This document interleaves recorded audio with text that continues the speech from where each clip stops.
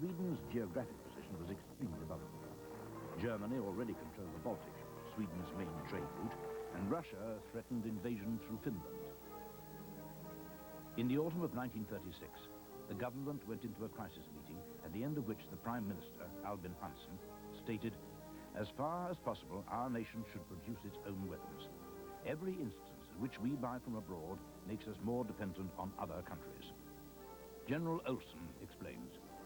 If you can't defend your air territory, you are very bad off whatever you do with the rest of your defense. Because then it will be a question more on when you come down on your knees instead of if you come down on your knees.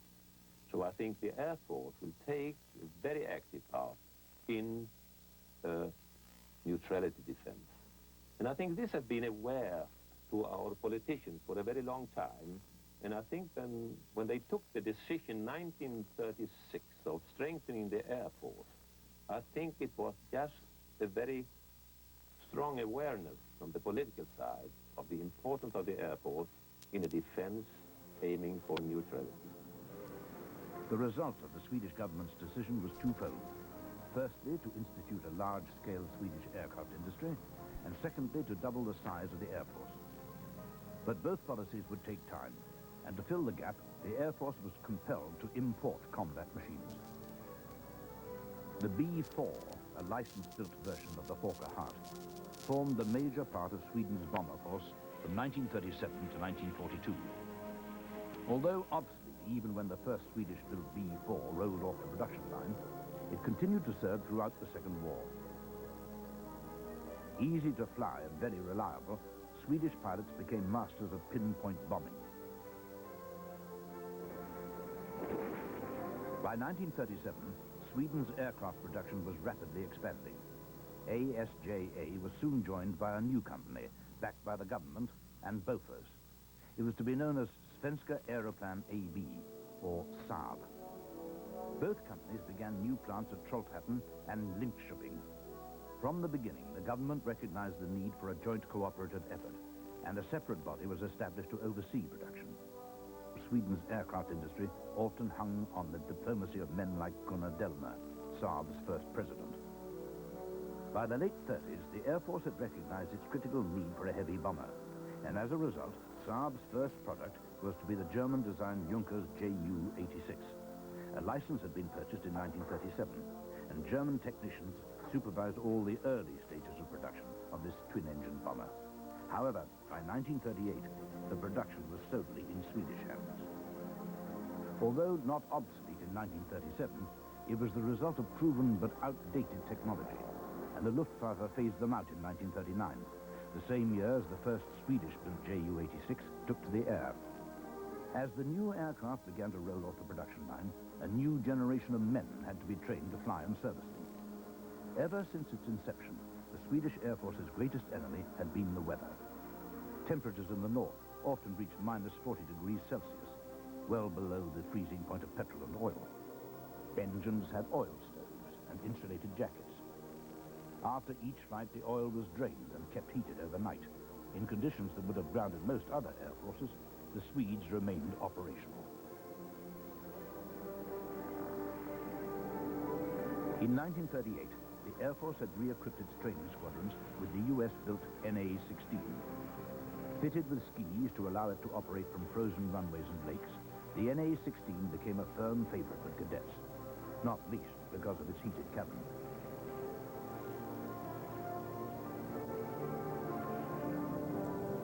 On September the 1st, 1939, Germany invaded Poland, and Europe was plunged into war. In the following months, belligerent and neutral countries alike were attacked and occupied. The Swedish Air Force demanded more aircraft, but competition between the two companies had led to mismanagement and delays. In 1939, with invasion imminent, the government took a momentous step and merged the two companies. The resulting organization was known simply as Saab. But the crisis in Sweden was only just beginning. We were limited in our possibility to import aircraft from abroad. We were stopped by the Americans, by the Republic fighter aircraft, for example. And then we were quite aware of the importance of an own individual aircraft industry. With overseas supplies restricted, Saab threw all its efforts into a project that dated back to the mid-1930s. Developed in collaboration with a group of US engineers and designers, the Saab 17 was to be a high-performance mid-wing monoplane. At the beginning of 1940, the US workers were withdrawn, and Saab's design team were left to complete the project. The first prototype was constructed in the spring in record time. Every effort had been made to create a design that would be easy to mass produce, so that deployment could take place as soon as possible.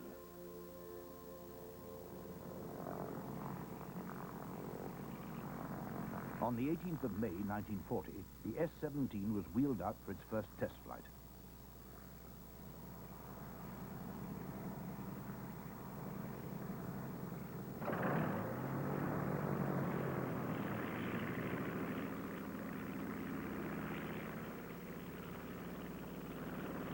After initial teething troubles produced by the speed of the design program, the S-17 proved to be a great success, and mass production was ordered to start at once.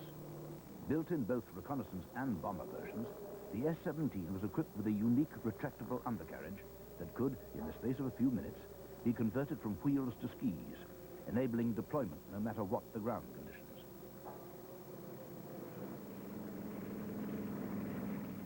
The brief lull after the fall of France came to a sudden end in April 1940, when Germany invaded Norway. Despite spirited resistance, the outdated Norwegian Air Force was shot out of the skies, and Norway fell in a matter of weeks.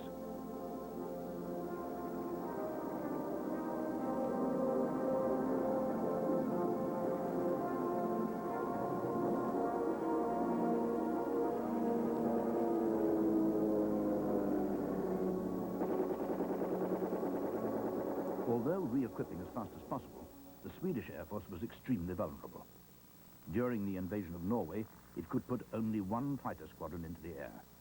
Flying outdated Gloucester Gladiators, it was hardly a match for the Me-109s of the Luftwaffe. But the Swedes used their limited resources to maximum effect, dispersing their aircraft in woods and fields to avoid ground attack, and using the Gladiators' high rate of climb from makeshift airstrips to surprise intruders. As the war progressed, the Air Force became better prepared. A large fighter base was built at Gothenburg on the west coast. Extensive underground facilities were constructed, and for the first time, intercept missions were coordinated from a central point. Safe from attack in underground hangars, aircraft could be serviced and rearmed. These J-11 fighters are actually imported Fiat CR-42s, which served in frontline service throughout the war. Of all the stopgap aircraft purchased by the government, the American-built Republic E-1 was the most modern. It was intended to form the backbone of the Swedish fighter force, but although 300 were ordered, only 60 were delivered. The rest were confiscated for the US war effort.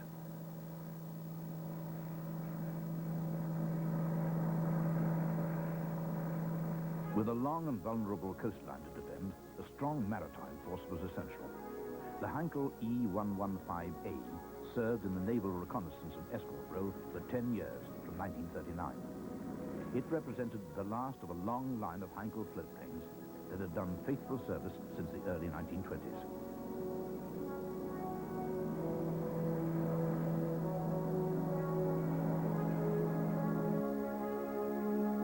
As Sweden's Air Force grew in strength, a series of large exercises were ordered. These mock battles served two vital purposes. They gave air crew vital battle experience, essential for an Air Force that had never been to war. And they also served as a deterrent, showing outside aggressors that any invasion would be extremely costly. The policy of mass dispersal was now firmly in place. Bomber squadrons could be completely hidden in the dense forests, taking off from fields or open ground that needed little or no preparation, making it almost impossible for an enemy to destroy them on the ground.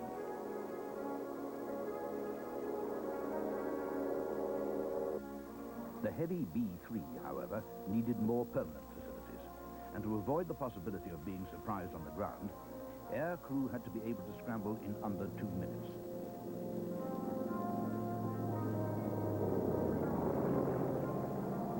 In the event of real invasion, the bomber force would mass from many different points and attempt to deal a knockout blow to any seaborne or land attack. The effectiveness of the Swedish response to any attack can never be known. But by the second year of the war, the quality of its air force and aircraft industry made the defense of neutrality seem to be an achievable goal.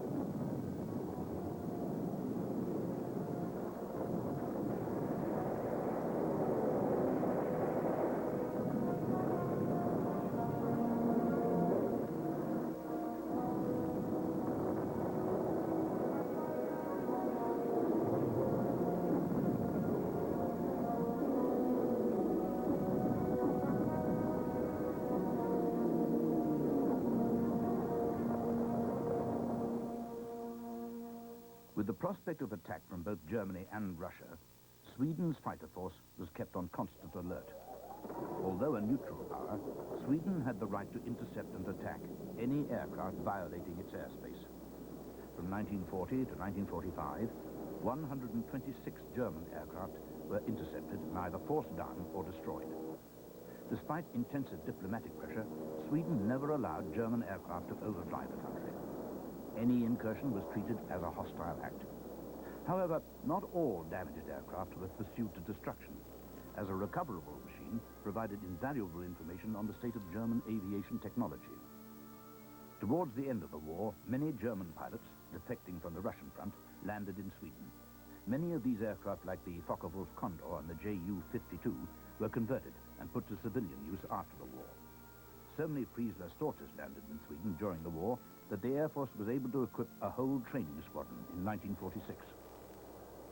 For Allied aircraft damaged in bombing raids over Germany, Sweden was the nearest safe haven. During the war, 141 US and 63 British planes landed safely in Sweden. On arrival, the planes were impounded and either stripped down or converted to military and civilian use. In 1943, the first Swedish-designed high-performance fighter was introduced. Strongly influenced by the best of German and Allied technology, the J-22 was a great success. The power plant proved to be the only problem. Orders had been placed with Pratt & Whitney, but because of the war, only one engine was ever delivered. Without blueprints, Saab's engineers copied the engine, eventually producing a higher performance than the original. By concentrating on a powerful fighter force, air chiefs had neglected the need for a bomber. It was to remedy this that in 1942, the first prototype of a new twin-engine strike aircraft was completed. Designed to replace the aging Ju-86, the B-18 was the first Saab aircraft to be developed by a purely Swedish design team. With a cruising speed of 370 miles per hour, it could match any combat aircraft in its class. Flown for the first time in 1943, 242 were eventually built, serving with the Air Force until 1959. Saab's chief designer, Frid Wanstrom, began work on a new and radical project. This is the first pure Saab fighter that was built in Sweden and used in the Swedish Air Force in the end of the 40s. It has, as you see, a pushing propeller, and therefore it has to be constructed with an ejection seat, and it was, as a matter of fact, the first ejection seat in the world. And this gave the advantage of having a free field for a free sight ahead, and you can arrange your weapons in a very good way. It was very accurate in that sense. But as Wanstrom recalled in his memoirs, the first flight was far from successful. After some simple taxiing tests, the pilot opened up the throttle. However, as the plane came down the runway, it refused to lift. It continued on its run, and only lifted at the last moment, smashing its undercarriage on a fence. The problem was simple to rectify. The brakes had been left on. In the end, the pilot belly landed without injury. Out of all the problems encountered on the J-21, the ejector seat proved to be the most complex. Tests to determine the stress on the human body were encouraging, and these led to successful ground trials in 1944. Since that time, the ejector seat has become a standard fitting on all the world's combat aircraft and has saved countless lives.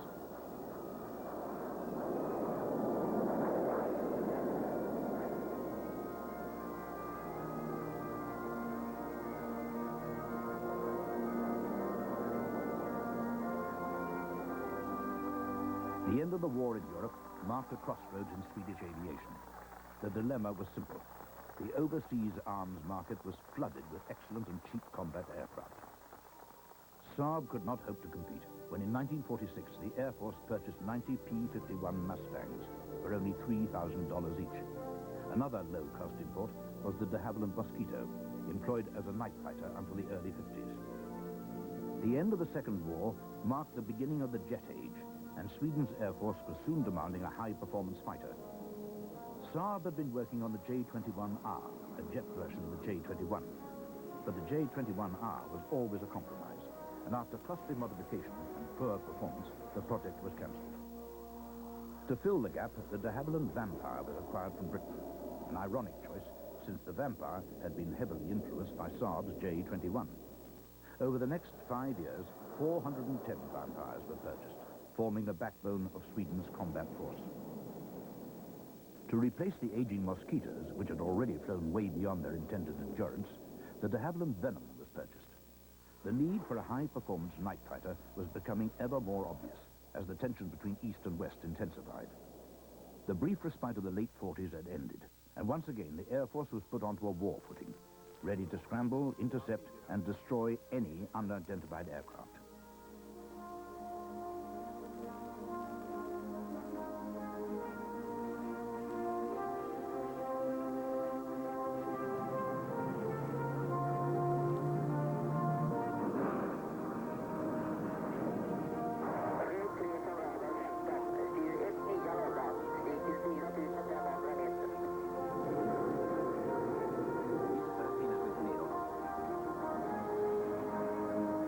Luckily for the crew, this RAF Lancaster is identified before any damage is done. During its long service, the Venom became one of the most popular aircraft in the Swedish Air Force. It was a very nice aircraft to fly, and we got the first one in 1953 and had it throughout the 50s in the Swedish Air Force. I remember one day when I was training the night fighter exercise, the engine got out suddenly, 9,000 meters altitude, and I flew in very bad weather, and together with my navigator, it was possible to fly more than 22 minutes, which I think is some sort of a world record, by gliding with a combat aircraft and landed happily after that with a lot of ice on and not very good view out and under rather difficult circumstances. With its military projects limited to research and development, Saab turned its attention to the commercial field and produced the Scania, a twin-engined short-haul airliner. Its first test flight in 1946 proved successful, and although it suffered from the lack of a pressurized cabin, the Scania was sold all over the world, eventually being license-built by the Dutch company, Fokker. But the fortunes of Saab were soon to change. The early 1950s marked the height of the Cold War, and in 1951, an unarmed Swedish transport plane was shot out of the sky over the Baltic by Soviet fighters. Once again, pressure was placed on Saab's design team to produce a high-performance fighter.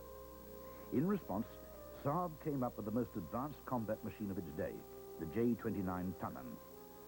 Based on German wartime data that U.S. intelligence had discarded, the Swedes developed an advanced swept wing design with low drag and high maneuverability. My liveliest memory is of the building of the J-29. We were in desperate need of aircraft in Sweden. The chief of the Air Force said that if we had 500 J-29s, Sweden could stay out of a Third World War. We delivered one aeroplane a day, 250 in our first year. It was the biggest production we had ever taken on. It was a joyous time at Saab to be building so many airplanes.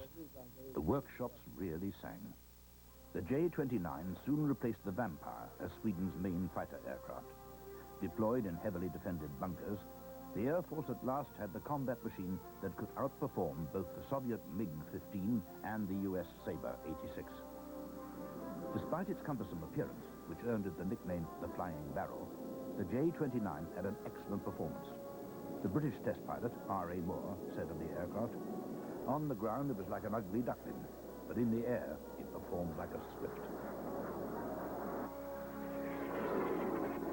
On the 6th of May, 1954, Captain Anders Westerlund, took off in an attempt to break the world speed record.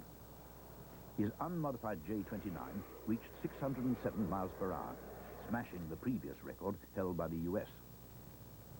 The J-29's initiation into combat life was more a baptism of mud than of fire. In the mid-50s, a series of large-scale military maneuvers were ordered. The realistic nature of these exercises was paramount. No concessions were made to man or machine in an attempt to recreate combat conditions.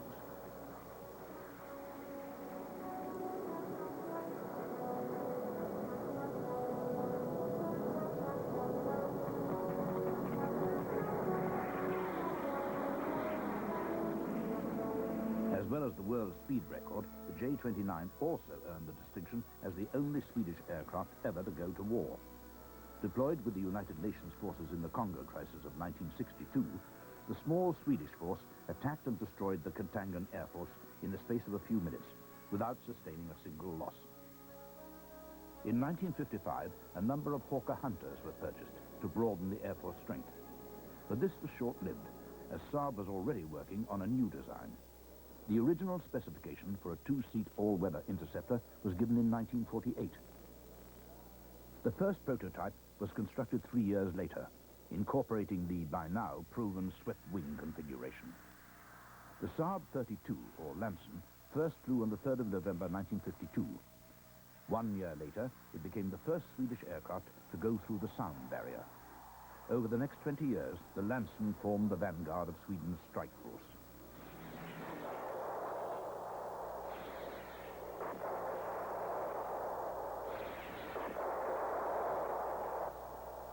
We still use the Lansen, and we will do throughout the 90s as a special ECM training aircraft. It's a wonderful aircraft to fly, as many of the Saab aircraft, and it's also beautiful to look at.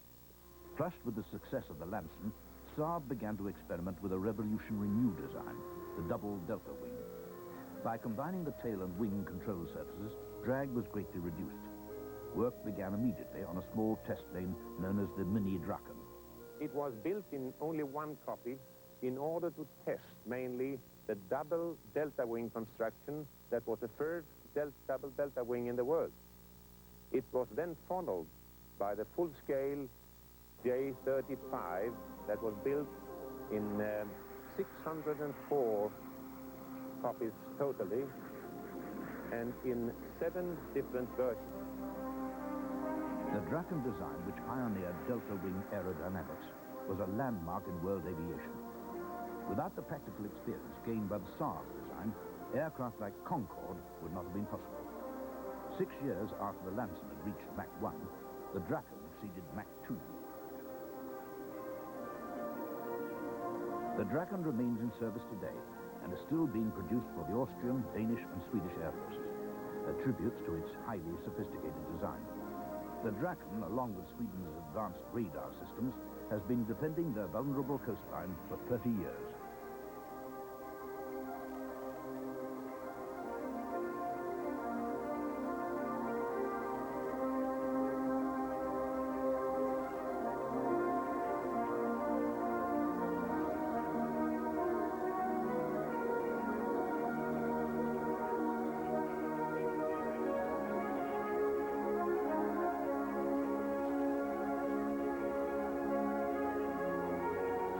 The dream that had been inspired by the dark days of 1936 had become a reality. In the space of 10 years, Sweden had turned from one of the largest importers of aircraft to one of the biggest exporters. In an attempt to capture the jet trainer market, Saab launched the 105. First flown in 1963, the 105 failed to sell abroad.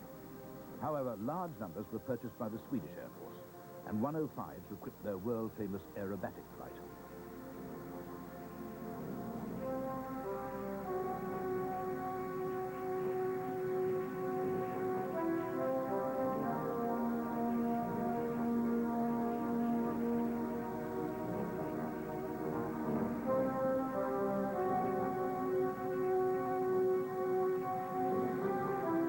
Saab soon began work on another innovative project, the Viggen.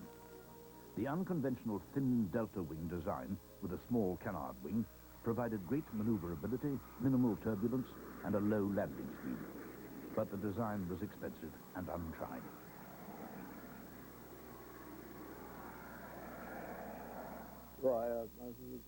We always said that our task was to produce aeroplanes to suit Sweden's needs. That was what motivated the Swedish aviation industry, to design for Swedish conditions and not to buy from abroad. But the Viggen design was expensive, and the foreign deals were good. At this point, the whole project hung in the balance. In the end, it was the Viggen's superiority over foreign designs that saved it from cancellation. Its performance at low speeds and altitudes was remarkable, making it ideal for the high requirements of the Swedish Air Force.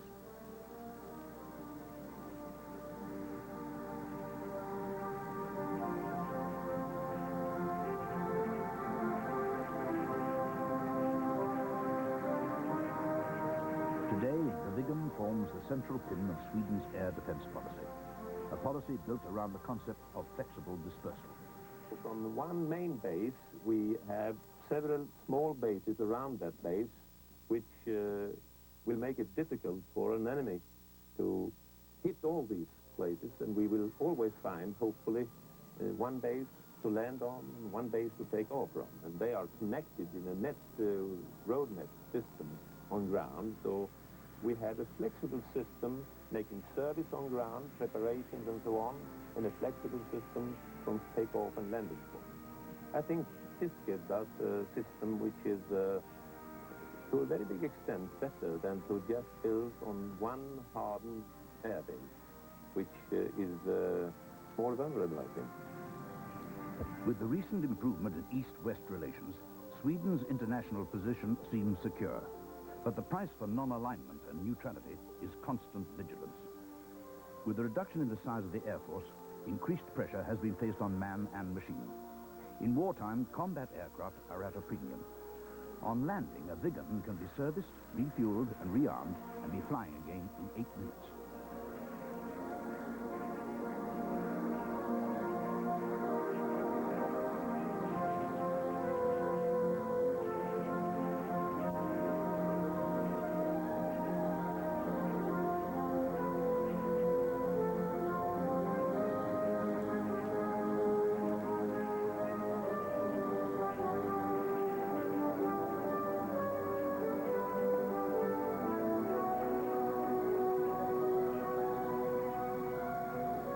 In 1989, the Viggen is still being produced and has proven to be one of the most versatile combat aircraft in the world. Those who had fought through the financial difficulties of the 60s and the tempting offers of US and European aircraft manufacturers had finally been vindicated. In 1986, the Swedish Air Force celebrated 60 years of peaceful defense. The Lansen, Draken and Viggen, spanning 40 years of Swedish development, flew together for the first time. In the same year, Saab unveiled its latest and most ambitious project, the Gripen, the most advanced combat aircraft design in the world.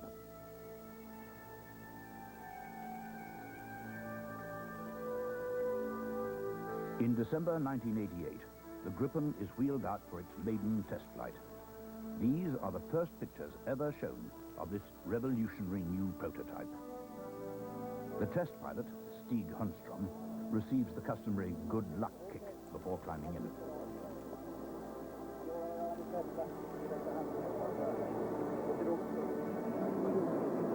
Such is the level of investment on the Gripen that the future of Saab and of the whole of Swedish aviation rests on this flight. The fundamentals of a test flight are still very basic, as Stig Hunstrom explains. From a standing start, I'll accelerate to about 250 kilometers per hour. Then I'll gradually pull back the stick and hope like mad she comes up. After that,